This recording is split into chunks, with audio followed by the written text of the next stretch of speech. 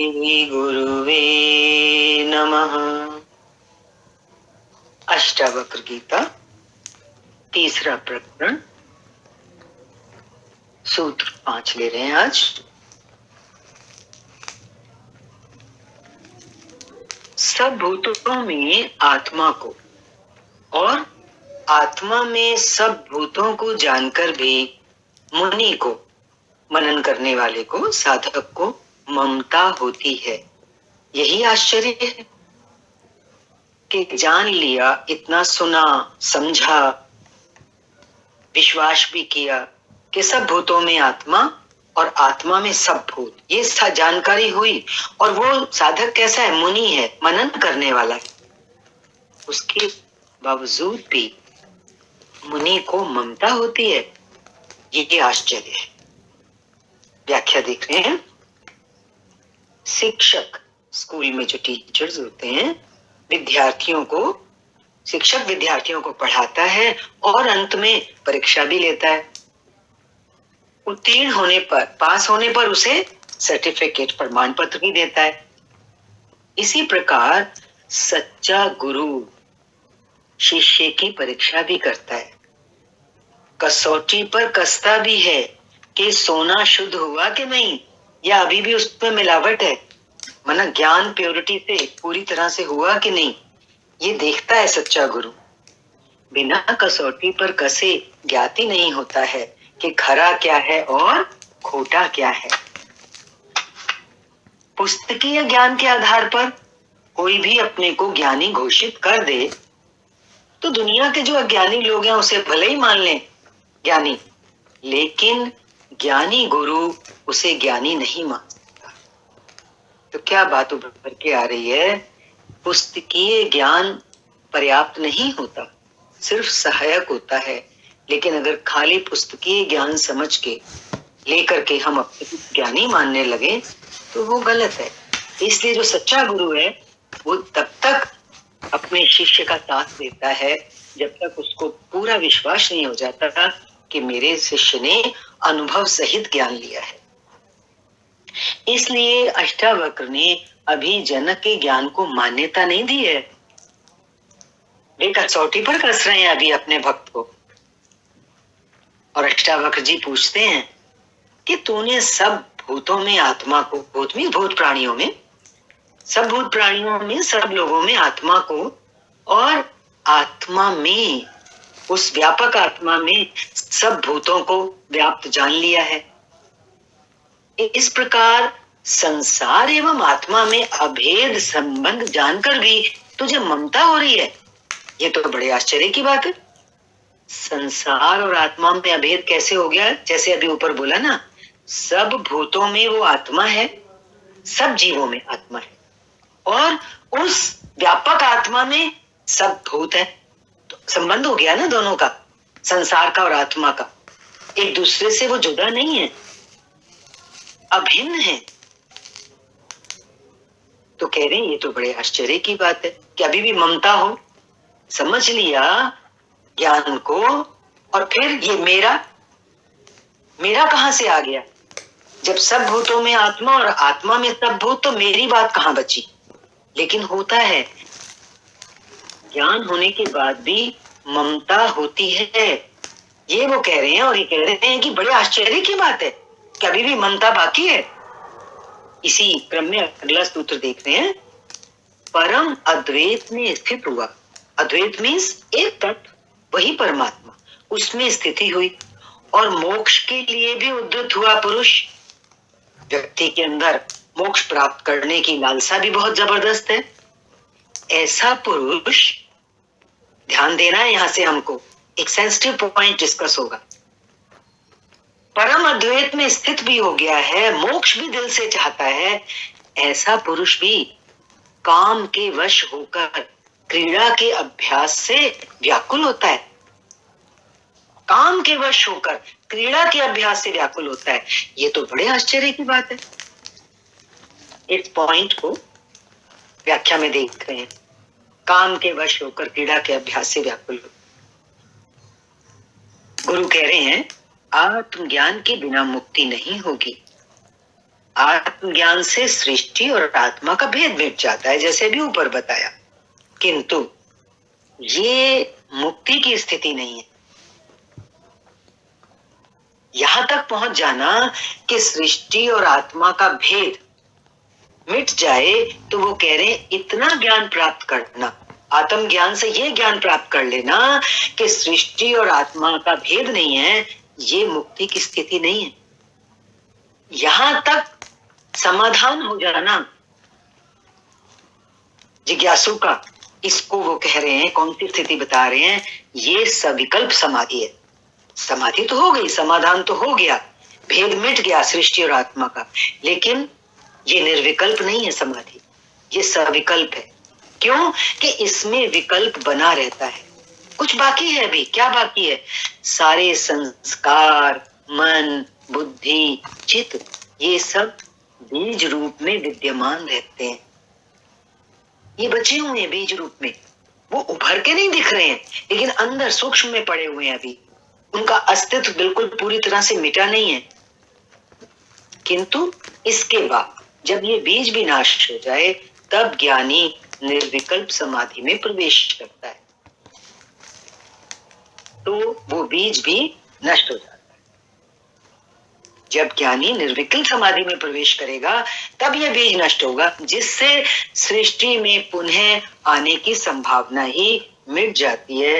यही मुक्ता अवस्था है, और इसी को निर्वाण या मोक्ष भी कहा जाता है। अष्टावक्र जी इसीलिए जनक से पूछते हैं कि तू परम अद्वैत में तो स्थित हो गया, सृष्टि और आत्मा का भेद मिट गया, ये अद्वैत की स्थिति तेरी आ गई है, और तू मोक्ष के लिए उद्यत भी है, प्यासा भी है मोक्ष प्राप्त करने के लिए। कहने का क्या तात्पर्य है इस बात को? अद्वैत की स्थिति और मोक्ष की आकांक्षा, कि तू पूर्ण रूपेण तैयार है। राजा जनक की तैयारी तो थी ना, वो पात्र थे, सुपात्र थे। अब इसका अर्थ ही है कि आत्मज्ञान हो चुका है, अद्वैत की स्थिति आ गई, तो क्या हो गया? आत्मज्ञान तो हो गया, लेकिन मुक्ति अभी शेष है। ये सविकल्प समाधि की स्थिति है। अब वो ये कह रहे हैं कि यहां तक पहुंचने के बाद भी, ऐसी स्थिति में पहुंचकर भी, सविकल्प समाधि तक की स्थिति की बात वो कर रहे हैं कि तू काम क्रीड़ा के अभ्यास से व्याकुल है। ये बड़ा आश्चर्य है। ये बात वो क्यों कह रहे हैं अष्टावक्र जी? क्योंकि वो ये जानना चाहते हैं कि तेरी काम के प्रति व्याकुलता नष्ट हुई या नहीं। यदि काम क्रीड़ा की व्याकुलता शेष है, तो इसका अर्थ है आत्मज्ञान अभी हुआ ही नहीं, भ्रांति मात्र ही है। अब देखो, साधक के लिए जब वो साधना में आगे गति प्राप्त कर रहा है, तो हर मोड़ पर, हर थोड़े समय के बाद ऐसी ऐसी चीजें सामने आती हैं जिसमें उसको गुरु का दिया हुआ उपदेश या कभी कभी शास्त्र भी बहुत सहायक सिद्ध होता है। जैसे अभी हम ये सूत्र पढ़ रहे हैं, तो इसमें हमको क्या स्पष्ट हो रहा है कि आत्मज्ञान जो है, आत्मज्ञान का हो जाना सविकल्प समाधि है। तो उसको तो वो भ्रांति मात्र ही बता रहे हैं। क्यों? क्योंकि इतनी स्थिति प्राप्त करने के बाद काम क्रीड़ा की व्याकुलता बची हुई है। सावधान कर रहा है गुरु, जगा रहा है, ताकि हम अपनी साधना में अपने पैरों को मजबूत करके रखें, हम लड़खड़ाएं नहीं। क्योंकि ये चीजें आएंगी रास्ते में, हमें मालूम होगा तो हम उनको क्रॉस कर सकते हैं, नहीं मालूम होगा तो हम डगमगा जाएंगे। इसलिए डरना नहीं। शास्त्र इसीलिए साथ दे रहा है, गुरु इसीलिए साथ खड़ा है कि कैसी भी स्थिति आ जाए, साधक को कभी डगमगाना नहीं है, कभी दुर्बल फील करना नहीं है, कभी अपने हाथ ढीले नहीं करने हैं। इसी क्रम में अगला श्लोक देखते हैं। काम को उद्भुत ज्ञान का शत्रु जानकर, उद्भूत ज्ञान में जो ज्ञान अभी प्राप्त हुआ है, जैसे राजा जनक को अष्टावक्र जी से ज्ञान प्राप्त हुआ, अभी नया नया ज्ञान प्राप्त हुआ है, तो उसका शत्रु कौन है? काम। इस काम को शत्रु जानकर भी कोई अति दुर्बल और अंत काल को प्राप्त हुआ पुरुष काम भोग की इच्छा करता है। यही आश्चर्य है। व्याख्या देख रहे हैं इसकी। वासनाएं अनेक प्रकार की होती है, किंतु उनमें काम वासना मनुष्य में सबसे तीव्र है। अन्य वासनाओं को तो छोड़ा भी जा सकता है, किंतु इस काम वासना को सामान्यतया छोड़ना अति कठिन है। अनेक ऋषि, मुनि, साधु, सन्यासी, योगी, भक्त, तपस्वी, साधक, ध्यानी, कोई भी इससे मुक्त नहीं है। ये देवताओं तक का पीछा नहीं छोड़ती। क्या? काम वासना। क्यों? इसको भी समझ लो। क्योंकि ये काम एक शक्तिशाली ऊर्जा है, ये एक एनर्जी है, ईश्वर ने बनाई है। इसे दबाया या नष्ट नहीं किया जा सकता। इसका क्या किया जा सकता है तो ये शत्रु, ऊपर बता दिया ना, ज्ञान का इसको शत्रु जान। तो क्या करें फिर? वो कह रहे हैं इसका रूपांतरण किया जा सकता है, इसकी दिशा चेंज की जा सकती है, इसे परिष्कृत रूप में विकसित किया जा सकता है। कहते हैं ना, जितनी भी सांसारिक गतिविधियां हैं वो हमें नीचे की ओर लेके जाती हैं। काम वासना में हमारी ऊर्जा, हमारी एनर्जी नीचे की ओर बह जाती है। उसी ऊर्जा को, उसी शक्ति को साधना के द्वारा, ध्यान के द्वारा, ज्ञान के द्वारा हम ऊपर की ओर चढ़ाते हैं। जैसे हम ओम का उच्चारण करते हैं तो क्या करते हैं? नाभि से ऊपर की तरफ खींचते हैं। ये है अपनी उस काम ऊर्जा को ऊपर की तरफ ले जाना। इसमें ब्रह्मरंध्र में, सहस्त्रार में, तब वहां जाकर के ये अपना जो प्रकाश रूप रोल है शक्ति का जीवन में, जिसे रूपांतरण कह रहे हैं, उसका रूपांतरण हो जाना एक पॉजिटिव दिशा में, अध्यात्म की दिशा में उसका प्रयोग कर। ये गुरु के सानिध्य से, गुरु के ज्ञान से, शास्त्रों के अध्ययन से बहुत लाभ मिलता है। ये संपूर्ण सृष्टि काम से ही तो उत्पन्न हुई है। अब महत्व समझा रहे कि सारी सृष्टि कहां से है? काम से ही उत्पन्न हुई है। तो इसको हम क्या करेंगे? इस पे ध्यान देंगे, कभी घबराएंगे नहीं। ये रास्ते में रुकावट भी बनेगी, कभी कभी कमजोरी पैदा होती है मनुष्य के अंदर, साधक व्यक्ति के अंदर भी, साधना के दौरान भी। तो शास्त्र क्या कह रहा है कि सब सारी सृष्टि काम से ही उत्पन्न हुई है, तो ये शक्ति ईश्वर की दी हुई है, इसलिए ये शक्ति कभी हे नहीं हो सकती, बुरी नहीं है। लेकिन इसका उपयोग वासना रूप में करना हे है, बुरा है, निंदनीय है। अष्टावक्र इन 3 सूत्रों में काम में आसक्ति के प्रति जनक को सचेत करते हैं। ये सावधान सचेत करता है गुरु। धीरे धीरे चला रहा है ना गुरु। पूरा ज्ञान देने के बाद आखिरी मंजिल पर, जैसे बोला ना, ध्यानी, ज्ञानी, ऋषि, मुनि, यहाँ तक कि देवता भी बचे नहीं है इस चीज से। तो एक साधक को सावधान होना है कि ये बाधा मेरे जीवन में आएगी, जरूर आएगी, लेकिन गुरु कृपा से, गुरु आशीर्वाद से और ईश्वर की अनुकंपा से हम इस पर जीत पा सकते हैं, बशर्ते हम कभी हिम्मत नहीं हारे। तो करना क्या है? इस काम में आसक्ति के प्रति, आसक्ति होती है क्यों? जन्म जन्म का संस्कार है ना, ये तो एक आदत है जिससे इंसान प्रवृत्त होता है उस चीज में। लेकिन जब सत्संगी या साधक इस बात को समझ लेता है कि ये तो सिर्फ एक आदत का परिणाम है, ये तो मेरी आसक्ति है, तो फिर वर्क करना शुरू करता है इसके ऊपर। धीरे धीरे धीरे धीरे निकल जाता है ये मल। इस सूत्र में वे कहते हैं कि अत्यंत दुर्बल, कितना ही कमजोर हो मनुष्य और मृत्यु का समय भी निकट आ पहुंचा हो, लेकिन व्यक्ति कभी काम भोग की इच्छा नहीं करता। मौत आ गई हो और बहुत शरीर दुर्बल भी हो चुका हो तो काम भोग की इच्छा तो नहीं होती उस टाइम पर। किंतु ऐसा व्यक्ति भी यदि इसकी इच्छा करता है कि मरणासन भी है, शरीर में बल नहीं है और वो इच्छा कर रहा है काम भोग की, तो वो कह रहे हैं ये तो आश्चर्यजनक ही है।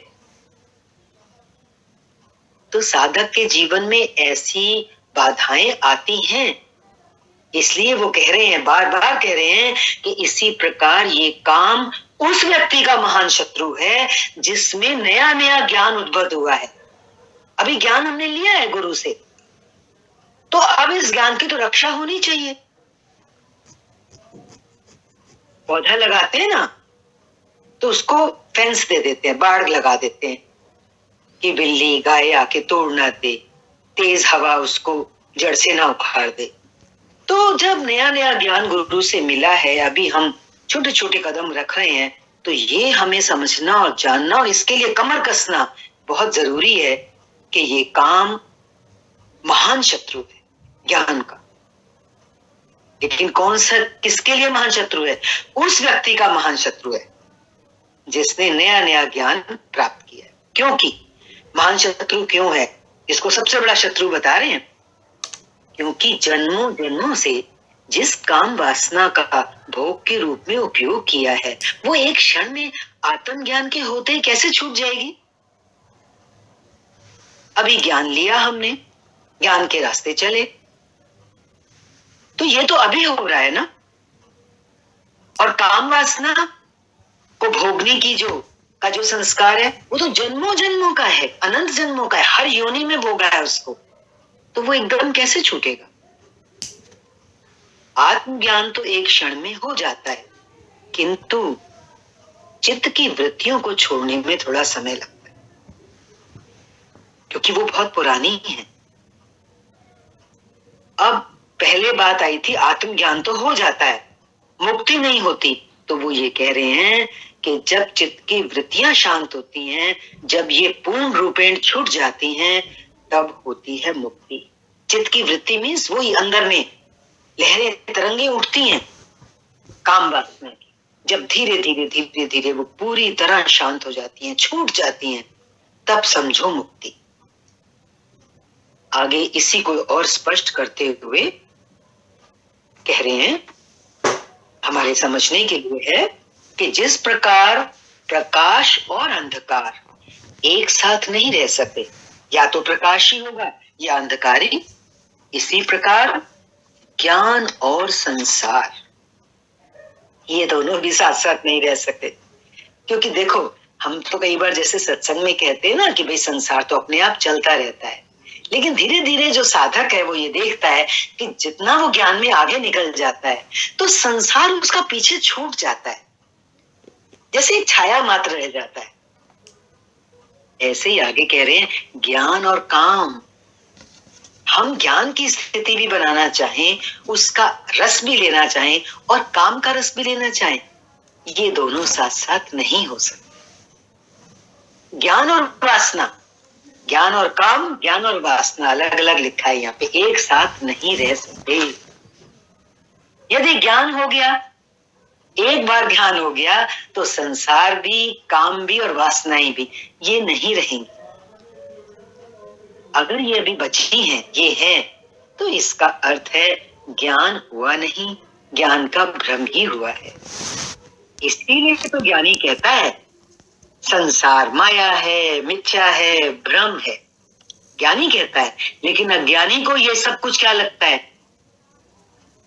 ये ज्ञान, ईश्वर, परमात्मा, आत्मा, ब्रह्म, ये सब अज्ञानी को कैसे लगते हैं? उसे तो कल्पनावत लगते हैं, भ्रम मालूम होते हैं। आत्म ज्ञान की इसी कसौटी पर अष्टावक्र जनक को कसते हुए पूछते हैं कि तुझे आत्म ज्ञान हो गया, ऐसा ज्ञात होता है, किंतु इस ज्ञान की स्थिति में तूने जान लिया कि ये काम वासना तेरे इस उद्भुत ज्ञान का शत्रु है। जो ज्ञान तूने अभी लिया है, उद्भुत हुआ है तेरा ज्ञान मेरे उपदेश से, ये काम तेरा शत्रु है। तूने जाना काम का प्रभाव तुझ पर जन्मों जन्मों से है और ज्ञान नया नया हुआ है, इसलिए ये काम वासना तुझे कभी भी अपनी ओर खींच सकता है। संकेत, गुरु कैसे घंटी बजा रहा है, सावधान कि तूने नया नया ज्ञान लिया है, काम का तुझ पर जन्मों जन्मों का प्रभाव है, ये तुझे कभी भी अपनी ओर खींच सकता है। और ये जानकर भी अगर तू काम भोग की इच्छा करता है तो बड़े आश्चर्य की बात, यही आश्चर्य है। अष्टावक्र ये जानना चाहते हैं कि यदि जनक काम भोग की इच्छा करता है तो उसे ज्ञान हुआ नहीं है, भ्रांति मात्र है। हरि ओम। शांति शांति शांति।